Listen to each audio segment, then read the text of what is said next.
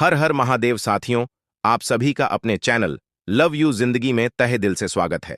आप सुन रहे हैं अपनी पसंदीदा कहानी वफा। हम करेंगे सीजन 2 का 18 और टीन भाग, जिसे लिखा है मैंने, अर्चना वर्मा ने। आए सुनते हैं नया भाग। सिवी शिवम के पीछे पीछे ही रणविजय के कमरे तक आई थी, लेकिन अंदर हो रही बहस को सुनने के बाद उसके अंदर अंदर जाने की हिम्मत नहीं हो रही थी, इसलिए वह चुपचाप बाहर चली आई। बातों के दौरान ईशानी से उसे सिर्फ इतना पता चला था कि शिवम वापस न्यूयॉर्क जाना चाहता है और रणविजय उसे यहां से जाने नहीं दे रहा। नाश्ता करने के बाद शिवम जैसे ही राणावत पैलेस से राठौर मेंशन के लिए निकला, शिवी उसके सामने खड़ी हो गई। आप सच में यहां से जा रहे हो? अपनी बड़ी बड़ी नीली आंखों में पानी भरे हुए सिवी ने शिवम से पूछा। हां, शिवम ने दो टूक शब्दों में कहा। पर क्यों? शिवी को हैरानी थी। क्योंकि तुम तो मेरी शक्ल भी नहीं देखना चाहती ना? शिवम ने भी उल्टा उसे जवाब दिया और जानबूझकर सीवी को इग्नोर करते हुए अपने कदम आगे बढ़ा दिए, जबकि होठों पर मुस्कुराहट खेल रही थी। शिवी की तो दुनिया ही घूम गई। सीवी दौड़ते हुए शिवम के पास गई। शिवम, जो कि शिवी की तरफ से कोई जवाब नहीं पाकर अब पीछे मुड़ रहा था, बुरी तरह से शिवी से टकराया। इंसान हो या मजबूत दरवाजा?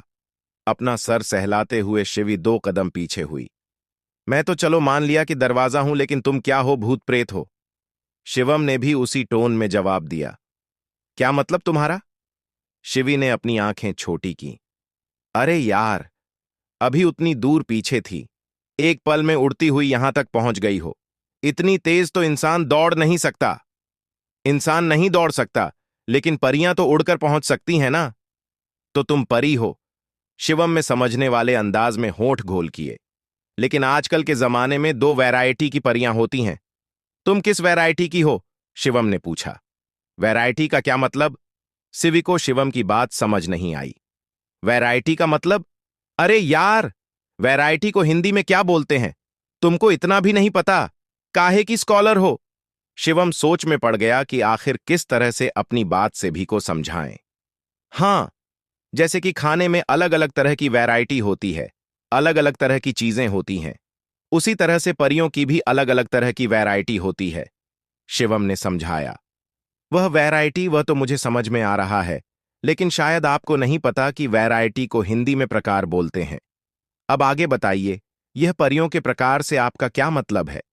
मेरा कहने का यह मतलब है कि अगर तुम अपनी वैरायटी बता दोगी तो शायद मुझे समझने में आसानी होगी कि तुम किस वैरायटी से हो। शिवम आराम से बोला। क्या मतलब?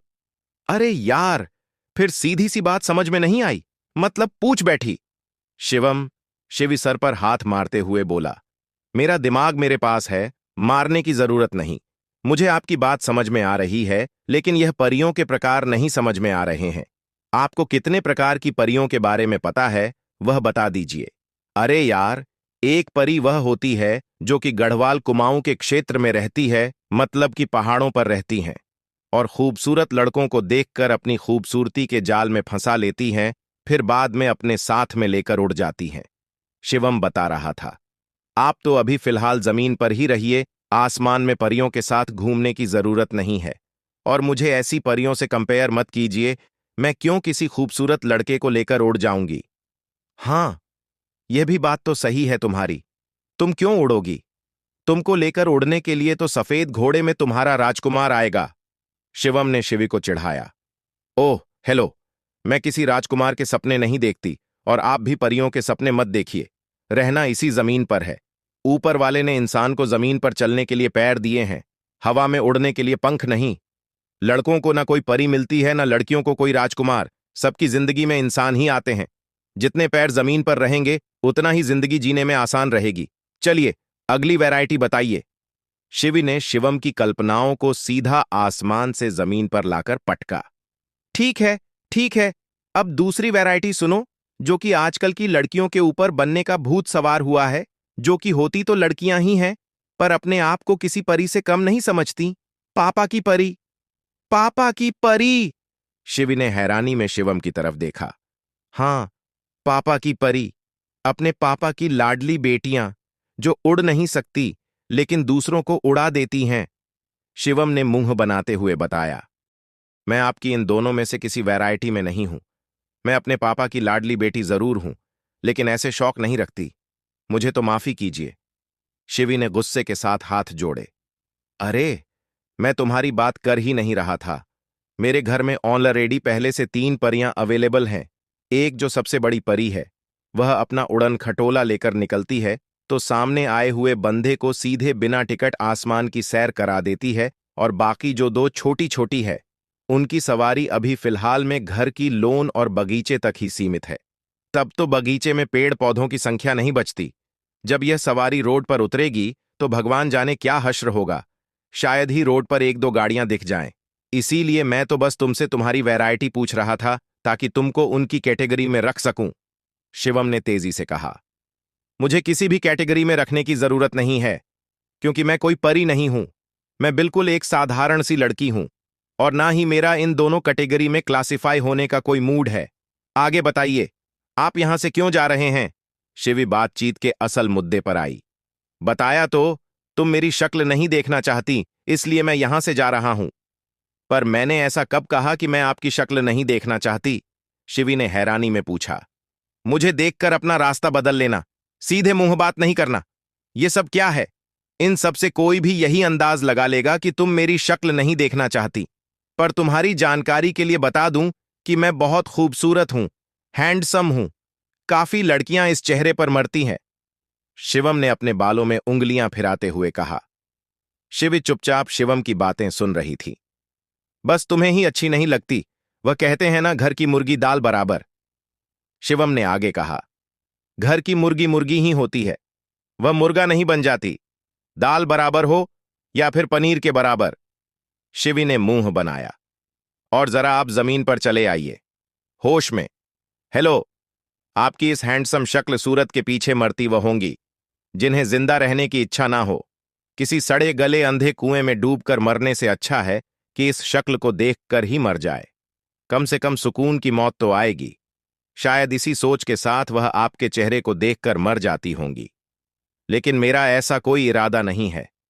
मेरे अंदर जिंदा रहने की बहुत इच्छा है, और मेरी जिंदगी मेरे पेरेंट्स के लिए बहुत इंपॉर्टेंट है, इसलिए मैं फिलहाल तो नहीं मर सकती। शिवी ने इत्मीनान से कहा।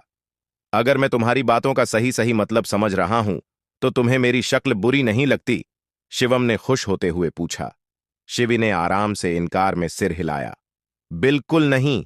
हर इंसान ऊपर वाले की कारीगरी का नायाब नमूना है। इसमें किसी की भी शक्ल बुरी लगने का तो सवाल ही पैदा नहीं होता। इंसान अच्छा या बुरा अपने कर्मों से होता है, शक्ल सूरत और रंग रूप से नहीं। और दूसरी बात, मुझे आपकी शक्ल इतनी भी बुरी नहीं लगती कि मैं उसे देखना ना चाहूं। और अगर आप मुझे बुरे भी लगते हो या फिर मैं आपको बुरी लगती हूं, तो भी हमारे पास दूसरा ऑप्शन है। आप मुझे मत देखना, मैं आपको नहीं देखूंगी, या फिर मैं कोशिश करूंगी कि आपके सामने ना आऊं, लेकिन फिर भी इस तरह से किसी एक इंसान के लिए सबसे अपनी शक्ल छुपाकर कोने में बैठ जाना, अपनों से मुंह मोड़कर कहीं छुप जाना सही नहीं कहा जा सकता। शिवम को समझाते हुए शिवी ने कहा। डोंट वरी, मैं आपके सामने नहीं आऊंगी, और आप भी कोशिश करना कि मुझसे सामना नहीं हो गई प्रॉब्लम सॉल्व। अब आप आराम से यहां रह सकते हैं। सीबी के पास प्रॉब्लम का सल्यूशन था। मतलब तुम मेरी शक्ल नहीं देखना चाहती? अब तो शिवम के ही प्राण सूखने लगे। शिवी को सताना उल्टा उसे ही महंगा पड़ने वाला था। और नहीं तो क्या? अगर मैं आपको बुरी लगती हूं तो आप मेरी शक्ल मत देखो। मैं कोशिश करूंगी कि आपके सामने ना आऊं और ना ही आपके घर जाऊं, लेकिन मेरी वजह से आपको अपना घर परिवार छोड़कर भागने की कोई जरूरत नहीं है। शिवी ने कहा। भागने? शिवम यह शब्द भागना सुनकर बुरी तरह से चिढ़ गया। हां, भागने। मेरी वजह से आप यहां से भाग रहे हैं, और मैं बिल्कुल नहीं चाहती कि आप मेरी वजह से भागे, शिवी ने बिल्कुल ठोस आवाज में कहा। शिवम ने अपनी आंखें बंद कर लीं। रणविजय चाचू, आप और आपकी बेटी, कहां फंस गया मैं? अब तो मेरा मन सच में कर रहा है कि मैं यहां से भाग जाऊं। शिवम ने बहुत ही बेबसी के साथ सोचा। वही शिवी आंखों में हजारों सवाल लिए हुए उसकी तरफ देख रही थी। कहानी आपको कैसी लगी? कमेंट में जरूर बताएं। मिलते हैं अगले भाग के साथ। तब तक के लिए वीडियो को लाइक और चैनल को सब्सक्राइब जरूर कर लीजिएगा। हर हर महादेव।